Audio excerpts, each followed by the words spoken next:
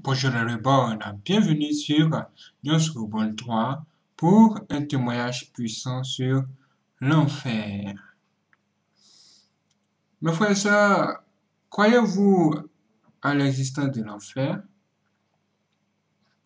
Quand on nous dit que quand on meurt, on va soit au paradis ou en enfer, est-ce que c'est vrai? Croyez-vous à l'existence des démons comme ce que vous voyez à l'écran?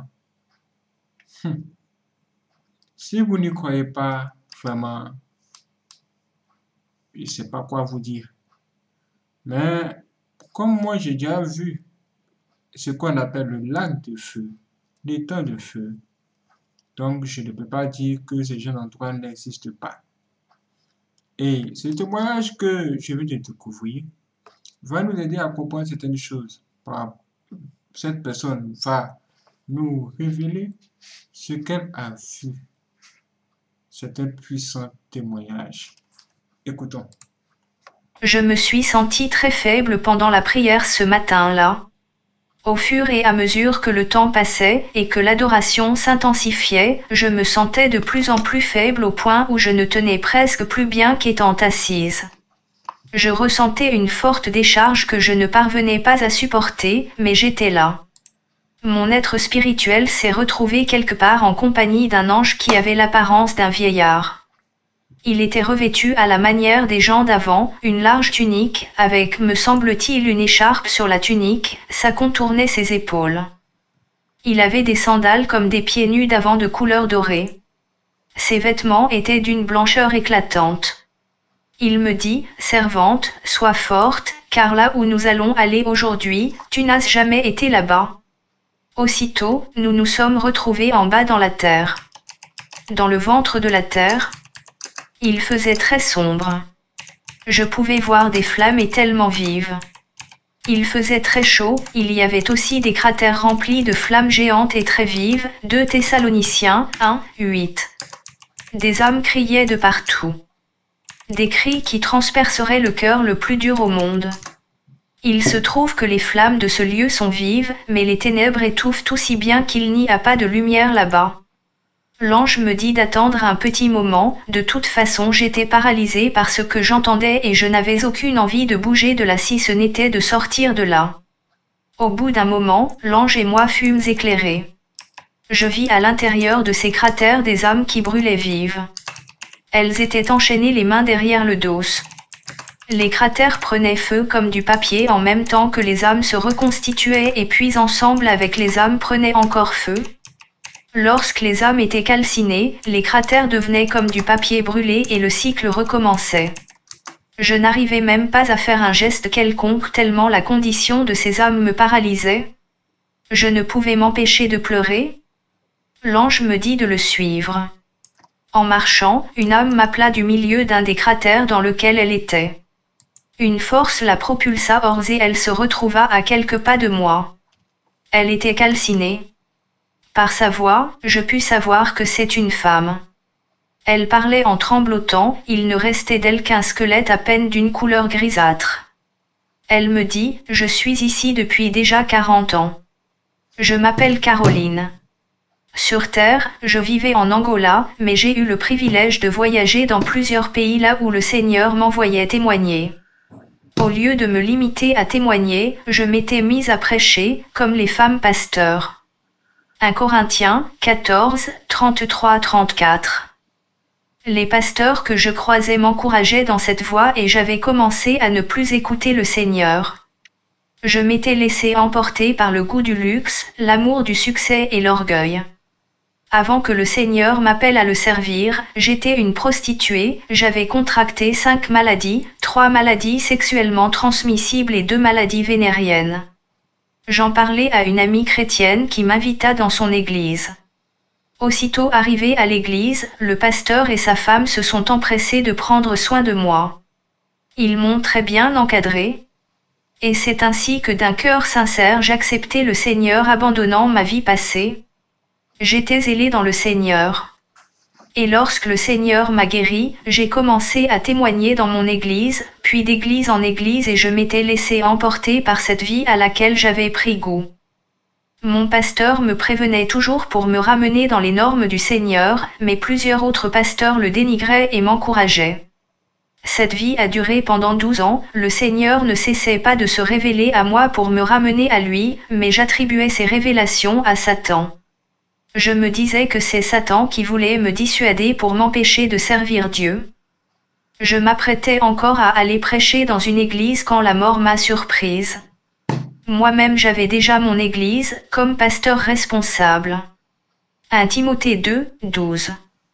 Que je dirigeais, mais comme je voyageais beaucoup j'avais déjà délégué des fidèles que je jugeais matures pour faire l'œuvre en mon absence. Dès que je suis morte, j'ai atterri dans ce lieu de tourment. Je n'avais que 40 ans. Si je vivais encore j'allais avoir déjà 80, hélas. S'il te plaît, moi je ne peux plus rien, mais toi tu peux encore faire quelque chose. Quand tu seras de retour sur la terre, dis aux femmes pasteurs, qui ont des églises, qu'il n'y a pas des femmes leaders d'église. Regarde bien autour de toi, ici c'est la section des femmes qui prêchaient sur la terre, des femmes pasteurs, docteurs, qui avaient des églises qui exerçaient comme des hommes dans des églises. Dis à celles qui vivent encore de se repentir. Dis-leur de se repentir, elles sont en danger. Notre Seigneur Jésus-Christ de Nazareth ne se contredit pas, il n'est pas un Dieu de confusion. Pendant qu'elle parlait, je voyais sur un écran la scène se produire. Effectivement, je voyais qu'elle était très maigre à cause des maladies qui la dérangeaient. Puis après sa guérison, elle avait pris du poids, était devenue belle, vertueuse et soumise aux saintes écritures. Je la voyais obéissant au conseil du pasteur et en parfaite harmonie avec les frères et sœurs de sa communauté. Je la vis dans plusieurs assemblées rendant son témoignage. Les gens acclamaient.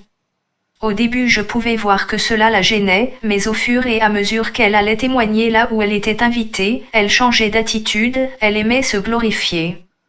Dans son église qu'elle avait ouverte, tous les membres l'appelaient maman pasteur et cela la réjouissait beaucoup. Je voyais à l'écran comment les membres de son église la vénéraient, lorsqu'elle faisait son entrée, c'était très triomphal, toute l'assemblée se levait, l'applaudissait. J'ai vu comment dans son salon, un jour que le pasteur que le Seigneur avait utilisé pour la guérir voulait la voir pour l'exhorter une énième fois à se repentir, elle tourna le dos au pasteur et c'était la dernière fois qu'ils s'étaient vus. À chaque fois le pasteur cherchait à la voir, mais elle l'évitait toujours s'enfonçant ainsi dans son erreur. Elle vivait dans un grand luxe. Quand elle eut fini de parler, une force comme un vent la tira avec violence par derrière, la jeta de nouveau dans le cratère duquel elle avait été projetée vers moi. L'ange me dit, « Viens, suis-moi. » Je répondis à l'ange de me faire sortir de ce lieu. Comme il ne me répondait pas, je me suis mise à prier le Seigneur. Alors au bout d'un moment, l'ange me dit, « Le Seigneur a accepté ta demande, mais il me charge de te dire qu'il n'a pas fini de te montrer des choses. Car il veut encore te montrer certaines choses pour que tu ailles transmettre à son peuple. Viens, je te ramène. » Il me ramena dans ma demeure, à la salle de prière. Je me sentais très mal dans mon corps, en plus j'étais très peinée de ce que je venais de voir. Il était 11h33 lorsque je me suis retrouvée à la maison. Contact, plus 241 04 04 57 80. Bon, je pense qu'à ce niveau, on a ce qu'il nous faut. Mais on va te dire ce que cette personne a dit. Cette personne a dit qu'elle a vu une femme qui a fait 40 ans en enfer. Et cette femme-là, elle était femme pasteur à l'église Jean R. Poichet. Hein? Et elle demande aux femmes pasteurs d'arrêter. Parce qu'une femme n'est pas faite pour prêcher. Pour prêcher quoi. Pour jouer le rôle des pasteurs, les jeunes choses qu'on a l'habitude de voir. Des fois, c'est moi, je n'ai rien à ajouter. Hein. Allez lire la Bible. Vous allez découvrir la vérité par rapport à ça. C'est que Dieu a déjà dit. Moi, je ne peux plus rien dire. Je préfère éviter les problèmes. Ce que moi, je peux vous dire là maintenant, mes frères et sœurs, c'est de faire attention. Surtout de beaucoup vous repentir. Nul n'est pas fait, mes frères. Nul n'est pas fait. mais ayez un bon cœur et répentez-vous. Disons ensemble, Seigneur notre Dieu, aie pitié de nous. Donne-nous l'opportunité de pouvoir corriger nos erreurs. S'il te plaît, Seigneur, éloigne-nous de ce feu. Éloigne-nous de la souffrance. S'il te plaît, mon Dieu, sois toujours avec nous. Toi, l'Éternel Dieu de notre salut. Pardonne nos péchés, tout ce que nous avons fait qui ne t'a pas glorifié.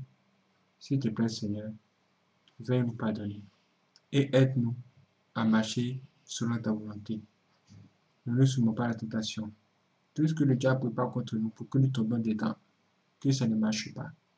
Veille sur nous tout au long de cette fin d'année, où il y a beaucoup de décès, où il y a beaucoup de problèmes. S'il te plaît, Seigneur, viens nous aider. Viens nous protéger, Jésus. Que ton nom si puissant soit toujours dans notre bouche. Oh, toi l'Éternel Dieu très haut. Amen. Merci les frères et sœurs d'avoir regardé cette vidéo. Je vous donne rendez-vous pour la prochaine vidéo. Si vous avez des questions, posez-moi toutes vos questions. J'essaierai de vous répondre. Et je vous donne rendez-vous pour la prochaine vidéo. C'est parti.